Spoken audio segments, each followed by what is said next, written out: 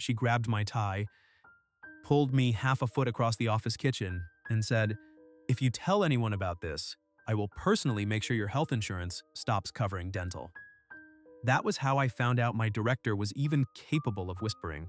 15 minutes earlier, none of that had made any sense. I want to back up, because you need to understand exactly how bad this was going to get. My name is Noah Reyes. I was 28 years old, a mid-level copywriter at Bellcastle Media, a marketing firm that occupied 4 floors of a glass building downtown and ran on caffeine, Slack notifications, and the low-grade dread of quarterly reviews. And for 11 months, I had managed to follow exactly one rule. Never, under any circumstances, think about Vivien Okaphor as anything other than my boss. It was a good rule, a necessary rule. The kind of rule a sensible man writes for himself, right before the universe hands him a woman like Vivien and dares him to keep it. Vivien was 33, our executive creative director, and possibly the only person in that building who could silence a conference room by simply setting down her pen. She didn't raise her voice. She didn't need to. If she said, "Let's revisit this," your campaign was already dead, and you just hadn't been told the funeral date yet. If she said, "Walk me through your thinking," you'd better have thinking, because she would find the gaps in it faster than you could patch them. She was also the person who kept a spare umbrella in her office for anyone who forgot theirs. The person who remembered that our intern, Marcus, was allergic to shellfish and quietly rerouted every catering order because of it. The person who once left a sticky note on my monitor at 9 at night that just said, "Go home, Reyes. The client can wait until morning," in handwriting so precise it looked typeset. I could have handled beautiful. Beautiful is survivable. I could have handled terrifying. Terrifying has edges you can plan around. What I could not handle was beautiful, terrifying, and quietly, specifically kind to me and only me, in ways she probably thought nobody noticed. I noticed. The holiday party started at 6 on the 40th floor, in the big atrium space usually reserved for client pitches, now filled with rented heaters, a string quartet nobody had asked for, and enough garland to reforest a small county. I got there at 6:40 because I'd been finishing a deck for a client who thought "just make it pop" was a complete creative brief. When I walked in, Vivien was near the floor-to-ceiling windows in a deep green dress, talking to our CEO, a man named Aldous Pratt, who smiled with his teeth more than his eyes. She looked composed, the way she always did, but there was a specific tightness around her jaw that I'd learned to recognize over 11 months of studying her like a language. Vivien only went that still when someone was pushing her toward a decision she hadn't made yet. I got a drink I didn't want and tried very hard not to stare. I lasted about 6 seconds. "You know," said a voice at my elbow, "if longing had a caloric value, you'd be a medical case study." I turned and found Priya from accounts grinning at me over a plate of mini quitches. "I'm not longing," I said. "I'm surveying the room." "Sure, surveying with your whole soul." I drank my cider, Ked. I drank my cider to avoid answering that. Priya had been at Bellcastle for 9 years, long enough to have outlasted 3 rebrands and 1 open floor plan experiment that had ended in a class action adjacent number of noise complaints. She knew everything, including things nobody had told her. "She's in a mood," Priya said, quieter now. "Vivien?" "No, the string quartet." "Yes, Vivien." I looked back over. Aldous was laughing too hard at something. Vivien wasn't laughing at all. What happened? Priya shrugged. "Board wants her to head up the new Austin office. Bigger market, bigger title, bigger everything." Something dropped in my chest, quiet and heavy, like a stone going into water. I'd heard whispers about the expansion for weeks. New market, new office. The kind of opportunity that would be career-defining for whoever ran it. The kind of opportunity that would put 1,000 miles between her desk and mine. "She hasn't told the team," I said. "Maybe she hasn't decided." Vivien glanced over just then, like she'd felt my attention land on her from across the room. Our eyes met. It lasted maybe 2 seconds. Long enough for her expression to shift into something unreadable. Long enough for my pulse to forget every professional boundary I owned. Then Aldous touched her elbow, steering her toward another cluster of executives, and she looked away first. I spent the next half hour pretending to mingle. I congratulated someone from the design team on an award I didn't fully understand. I let finance talk me into a glass of mulled wine that tasted mostly of ambition and cinnamon. Marcus told me my sweater made me look aggressively festive, which felt both generous and accurate. Then Vivien appeared beside me at the dessert table. No warning. Just the faint scent of something like cedar and orange peel, and suddenly my whole nervous system knew exactly where she was standing. "Hiding by the cookies," she said. "Strategic positioning," I said. "Cookies don't ask about deliverables." Her mouth twitched, almost a smile. "Productive? Extremely. The gingerbread men are very receptive to feedback." She picked up a shortbread star, turned it once between two fingers, and set it back down without eating it. That was Vivien in miniature, always circling the edge of something she wanted, rarely letting herself actually take it. "You fixed the Larchmont deck," she said. "I didn't ask you to stay until midnight for it. You asked if anyone could look at it tonight. I asked the room. I was in the room. A beat. Rise." She said my last name like she always did, and I hated exactly how much I liked hearing it in her voice. She looked at me then, not like a director checking a task off a list, but like someone trying to decide if she had permission to read something she wasn't supposed to be reading. "You've been carrying too much this quarter," she said.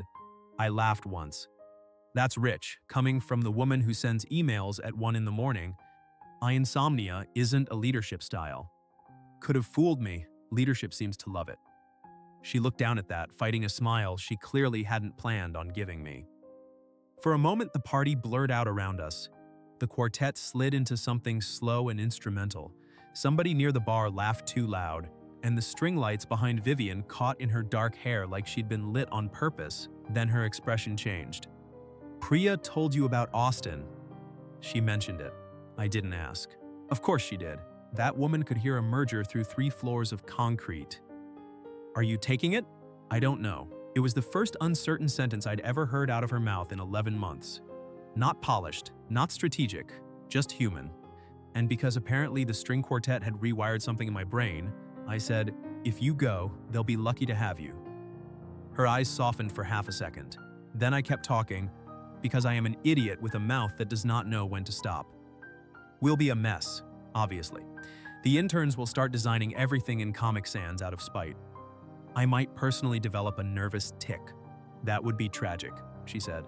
"You're one of the only people here who argues with me properly." "I argue respectfully. You once told my tagline concept had, and I quote, the emotional range of a parking ticket. It was a very assertive parking ticket." She laughed under her breath, and something between us warmed so fast I had to look away before it showed on my face. That was when Aldous' voice cut across the room. "Everyone, before the desserts disappear, one final holiday tradition." A collective groan rolled through the crowd. Vivien's expression changed instantly. "Oh no," she murmured. "What tradition? You're new enough not to know." She sounded genuinely pained. "It's ridiculous. Most traditions are." Aldous lifted a small red velvet pouch like he was announcing a merger instead of an HR liability.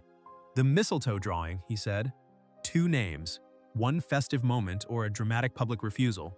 For the amusement of your colleagues." People laughed. Someone shouted, "Waiver forms." Vivien's jaw tightened and I leaned toward her. "This can't be a real company tradition."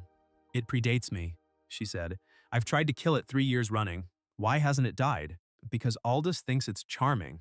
Aldous thinks font kerning is a personality trait. That almost got a real laugh out of me, but her eyes stayed locked on the pouch. Aldous reached in, unfolded the first slip. "Vivien Okaphor." The room erupted. Vivien closed her eyes for exactly 1 second. Something hot and unpleasant twisted low in my stomach.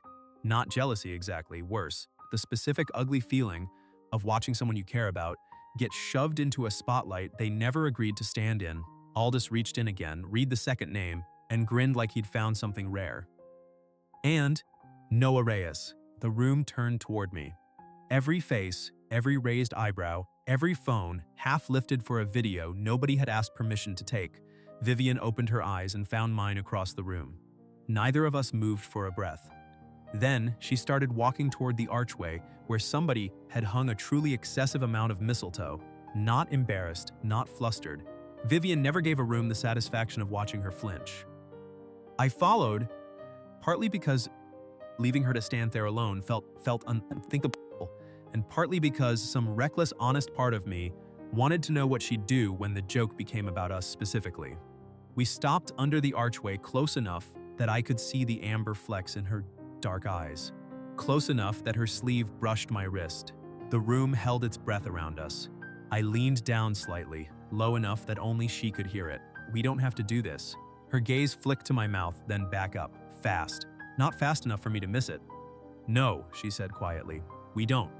Then she lifted her chin just enough to make every workplace policy I'd ever read evaporate out of my head, and in front of 40 coworkers and one CEO with the emotional instincts of a game show host, she said loud enough for the room, "You know the rules." But before I could answer, she pressed something small and folded into my palm and whispered, so only I could hear it, "Read it before you decide." For a second, the entire party narrowed down to the paper in my hand. "Come on," Aldous called out. "Don't leave us in suspense." That snapped me back. I was holding a note from my boss, my very beautiful, very complicated boss, and 40 people were waiting for a kiss that suddenly felt like it belonged to all of them instead of to us. Vivien's expression didn't change, but her fingers brushed mine once under the noise of the room. A question, a warning, a plea. I didn't know which, but I knew one thing for certain. I was not going to turn her into entertainment for the 40th floor. So I smiled at the room like a man whose future wasn't currently tilting sideways, and I kissed her on the cheek, not a stage kiss. A slow, deliberate press of my mouth just beside the corner of hers, where her skin was warm, and I felt, or imagined, I genuinely could not tell, the smallest catch in her breath. The room exploded into applause and a chorus of disappointed groans. Someone from the design team yelled "coward" affectionately. Vivien turned her face just enough that her next words landed against my ear, private under all that noise. "Coward," she repeated, but softer, and it did something entirely different to me the second time. I pulled back and met her eyes. There was amusement there, and something else, something that had no business existing in an atrium decorated with rented heaters and discount garland. "I was trying to be noble," I murmured. "Nobility doesn't suit you." Before I could recover from that, she stepped away, disappearing toward the hallway, leaving me standing under mistletoe with a folded note burning a hole in my palm. Aldous clapped me on the shoulder. "Tasteful, Reyes. HR approved. Always my goal," I said faintly. I lasted about 15 seconds before I turned my back on Priya's delighted expression, slipped behind a pillar wrapped in fake pine, and unfolded the note. Her handwriting was small and severe, like everything else about her. It said, "If I kiss you in front of them, it becomes their story." I don't want that. "Meet me on the roof access stairwell in 5 minutes if you want it to be ours." I read it 3 times. My heart did something embarrassing. Then the practical, terrified, adult part of my brain tried to interject. She was my boss. There were policies. There were power dynamics that actually mattered. There were 100 reasons this was a bad idea beyond the ordinary risk of wanting someone too much. But the note hadn't said, "Come upstairs and ruin your career." It had said, "If you want," and God help me, I wanted. Priya found me by the pillar with 2 cups of punch. "I'm not asking what that note says," she announced. "Good, but if you're going wherever it's telling you to go, fix your collar first." "My collar? You look like a man who just discovered his feelings have teeth." I took the cup and drank half of it without tasting anything. "Is this a terrible idea?" I asked. Priya considered the hallway Vivien had disappeared into. "Probably," she said, "but not because it's her." That was not the reassurance I'd been hoping for. "What does that mean?" "It means she doesn't do things like this lightly. If she handed you a note, she's already talked herself out of it 17 times. "And the 18th? Priya smiled. "Maybe that's you." I set the cup down and walked out. The rooftop garden at Belcastle existed mostly for recruitment photos and summer lunches. Nobody actually took. In December, the planters were bare, the furniture stacked and covered, and the city spread out around the edges in a smear of gold and red light. Vivien stood near the low wall in her green dress, coat open, despite the cold, like the weather hadn't gotten the memo that it was allowed to bother her. "You'll freeze," I said, because apparently my instinct in a moment of romantic crisis was to comment on the weather. She turned. "I wondered if you'd come. I wondered if this was a test." "It isn't. No surprise deliverables. No 3 concepts by morning. Only if the kiss goes badly." I stopped a few feet away. The distance between us felt deliberate, chosen by both of us at once. I read your note, I said. I assumed. You could have said no downstairs. I've said no to that tradition for 3 years running. Aldous hears women say no the way some people hear background music. Decorative. I laughed, but she didn't. Her gaze dropped to the champagne glass in her hand, still untouched. I didn't want our first kiss to be a punchline, she said. My entire body went still around that word. First. The city hummed faintly below us. Somewhere a siren rose and faded. Snow started falling in small, careful flakes. Like even the sky was being cautious about this, I took a step closer. Vivien. She looked up. Composed as always, but underneath it I could see exactly what it cost her to say what came next. I know I'm your boss. I know every reason this is complicated. I know what people will say if they find out. I know I haven't decided about Austin yet. And I know that if I stay, something has to change about how we report to each other before anything else happens. I swallowed. You've clearly thought about this a great deal, which has been personally inconvenient for me. Her eyes narrowed, but there was warmth underneath it. That's a cruel question you haven't even asked yet. I'm feeling brave. You kissed my cheek in front of the entire company an hour ago. I was being tasteful. HR approved you were being infuriating. A pause. You liked it. Her silence answered for her. Snow caught in her dark hair, small bright points against black. I wanted to touch them. I wanted to touch her. I wanted everything, all at once. And that made me careful instead of reckless. I've thought about this too, I said. For longer than I probably should have. Her expression softened. How long? Since you told me my headline for the Larchmont campaign was, and I quote, "The first genuinely funny thing this agency has produced in a year." That was in March. I'm extremely susceptible to praise from terrifying women. She laughed then. Actually laughed, the sound moving through me with a force that felt disproportionate to the joke. Then it faded into something gentler. I'm not terrifying. You absolutely are, I said. Not because you're cruel, because you see everything. You see when someone's bluffing in a pitch. You see weak concepts before the client does. You notice when somebody hasn't slept in 2 days. It makes people want to stand up straighter around you. She looked away, and for the first time since I'd known her, Vivien Okaphor looked almost shy. I see you, she said. Simple, devastating. The space between us disappeared because I closed it slowly enough that she could have stopped me at any point. She didn't. I brushed a snowflake from near her temple, and her eyes fell shut for half a second before opening again on me and nothing else. No office, no party downstairs. No CEO with a velvet pouch of chaos. I want to kiss you, I said. I was hoping you'd say that. You're still my boss. Tonight I'm a woman who asked you to meet her on a roof. Tomorrow we'll deal with the rest like adults. I searched her face. And Austin? Something flickered behind her eyes. I don't know yet. But I don't want to decide that while pretending this isn't real. That was enough. More than enough. I leaned in, and the first touch of her mouth was soft, almost a question. Then her hand rose and closed in the front of my sweater, and the kiss changed.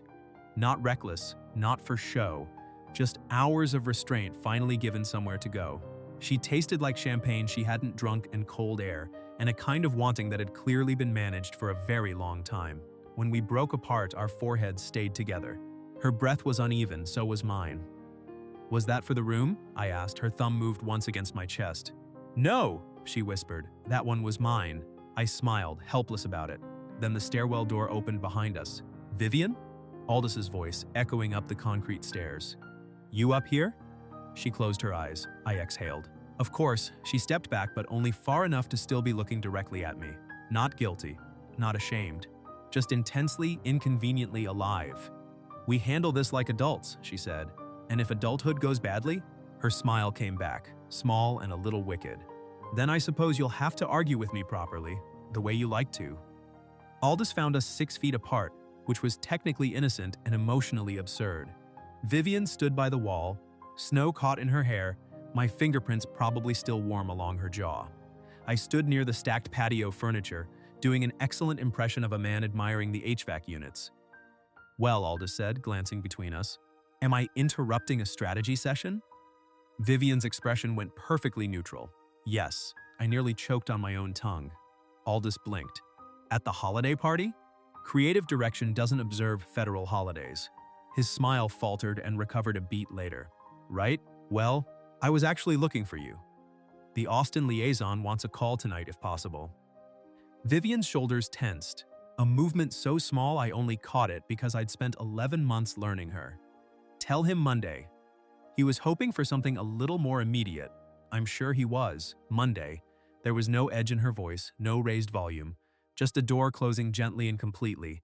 Aldous looked mildly annoyed, but not enough to push it. His eyes slid over to me, curious. Rise. Enjoying the party? Deeply. The cookies are very receptive to feedback. Vivien made a small sound into her glass that might have been a laugh disguised as a cough. Aldous gave me the polite, confused smile of a man encountering humor he didn't recognize in the wild. Great. Well, don't stay out here too long. It's freezing. When the stairwell door shut behind him, I counted 3 seconds before Vivien laughed for real. Hand pressed over her mouth like she couldn't quite stop it. The sight of it hit me harder than the kiss had. Creative direction doesn't observe federal holidays, I repeated. You panicked. I panicked like a tax attorney. And you? Admiring HVAC systems. I contain multitudes. The laughter faded slowly into something quieter. Vivien looked toward the door Aldous had disappeared through. That's what Austin's been like. Not a conversation, a campaign. They're pressuring you. They're offering me everything I'm supposed to want. She wrapped both hands around her still untouched champagne. I want the title, she admitted. I want to build something that's mine from the ground up. I want to prove I can run an entire office instead of just surviving in someone else's. Her eyes found mine. I don't want to disappear into a version of my life that has no room in it for anything except work. There it was again, that rare, unguarded honesty handed to me like something breakable. I took a step closer. Anything? Anyone, she corrected softly. The word settled between us. I wanted to kiss her again. More than that, I wanted to be worth the sentence she'd just given me. I don't want to be the reason you say no, I said. You're not that powerful. A pause. Thank God. But you might be the reason I stop pretending the answer is simple.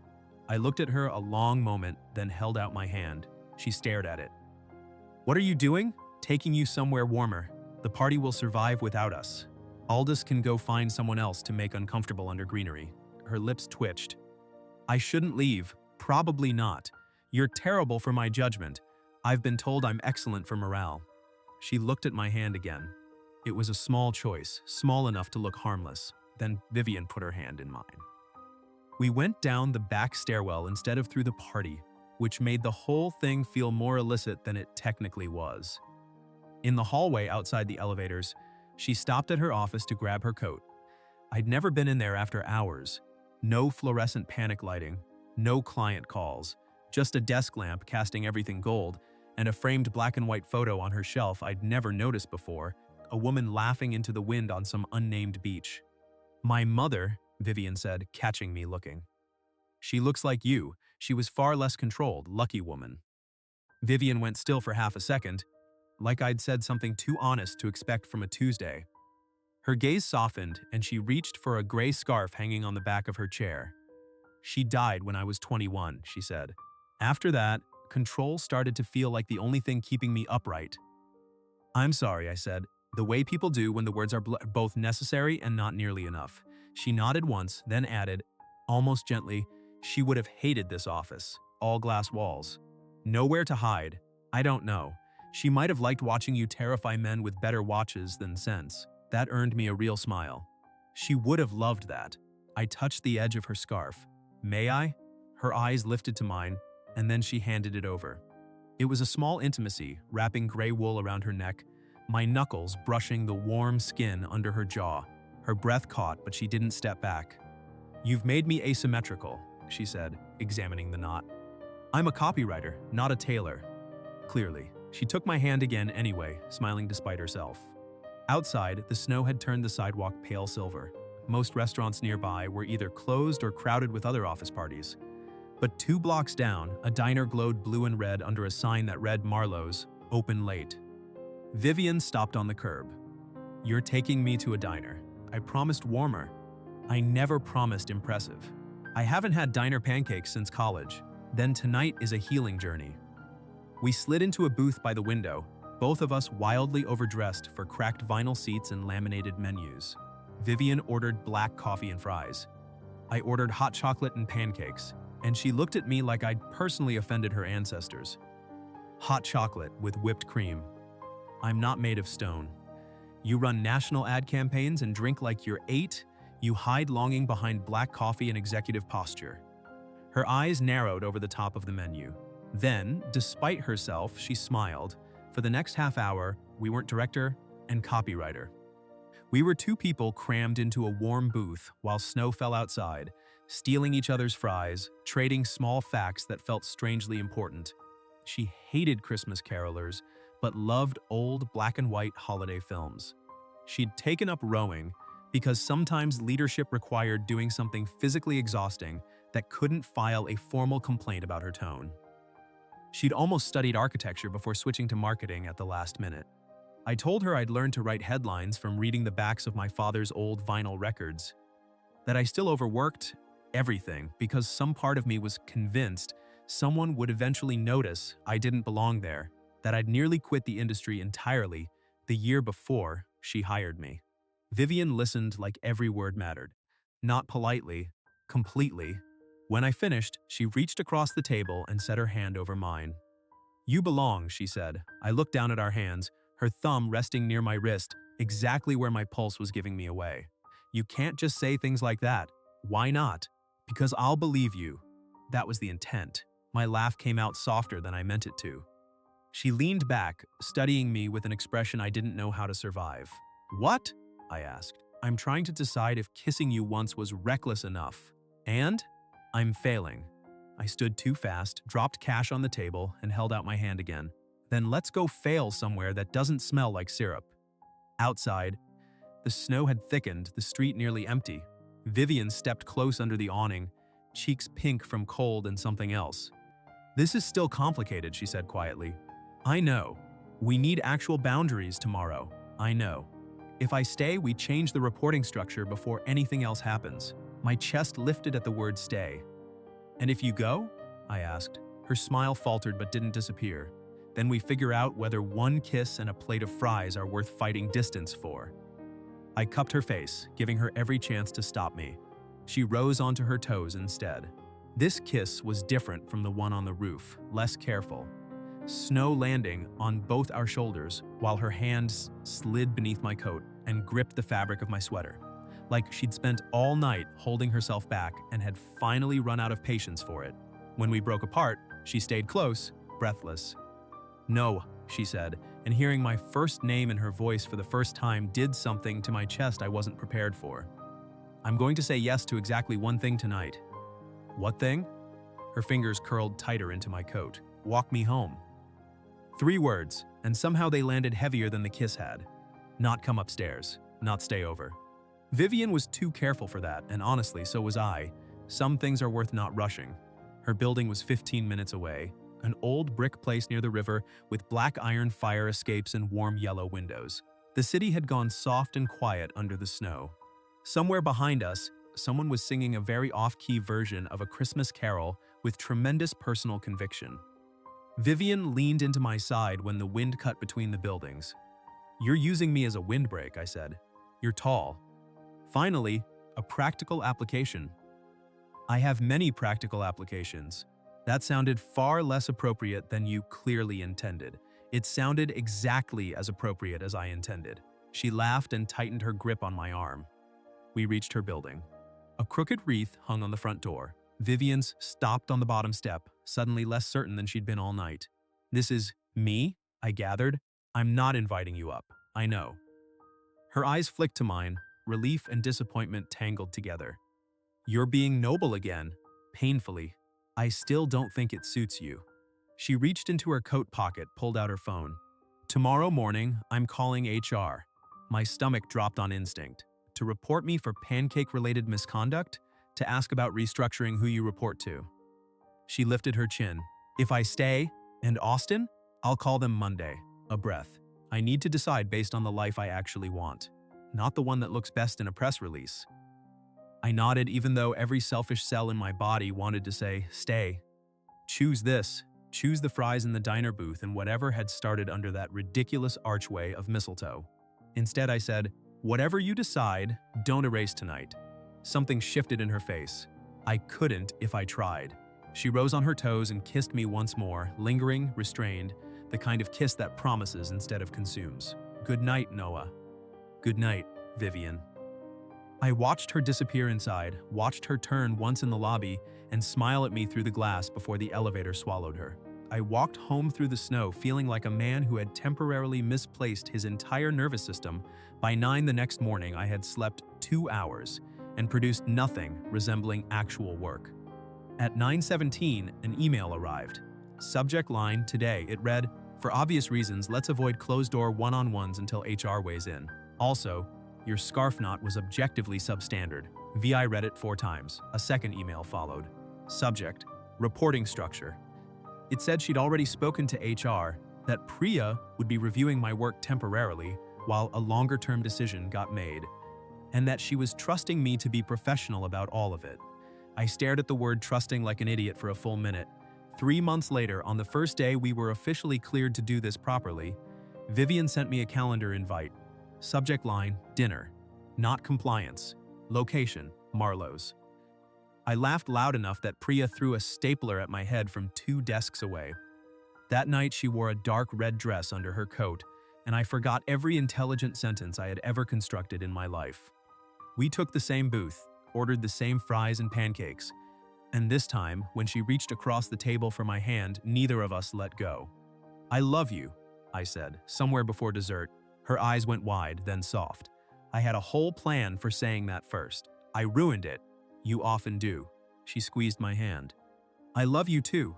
By spring, Vivien's Chicago-adjacent counteroffer had outperformed every projection the board had made for Austin, and Aldous had quietly retired the mistletoe drawing in favor of a much safer cookie decorating contest with extremely specific icing guidelines. A year after that first Christmas party, I moved into the brick building by the river. Not because it made sense, although it did. Not because she needed me, although sometimes, rarely, she let herself. I moved in because one ordinary Sunday morning, while I was making hot chocolate and she was pretending to hate it, she looked at me over the rim of her coffee mug and said, "I don't like it when you leave." So I stopped leaving. That Christmas, we hosted the office party ourselves. No velvet pouch, no public dares. Just too much food, Priya delivering a toast that was 90% threats, and Vivien standing beside me under a string of white lights with her hand tucked into mine. Later, after everyone had gone home, I found her standing in the doorway between the kitchen and the living room. Above her head, tied with a plain red ribbon, hung a single sprig of mistletoe. She looked up at it, then at me. "You know the rules," she said. I crossed the room slowly, smiling, thinking about the silence of that conference room a year earlier, the note pressed into my palm, the snow catching in her hair on a rooftop that had no business meaning as much to me as it did. Love, it turned out, had started as a choice neither of us had wanted anyone else to own. This time, there was no audience, no pressure, no reason to be careful, except the best one there is, because what we'd built was worth protecting. I cupped her face, and she rose to meet me, laughing softly against my mouth as the lights glowed behind us. And somewhere on a shelf nearby, a small collection of paper coffee cups sat exactly where she'd kept them. Ridiculous and precious and proof.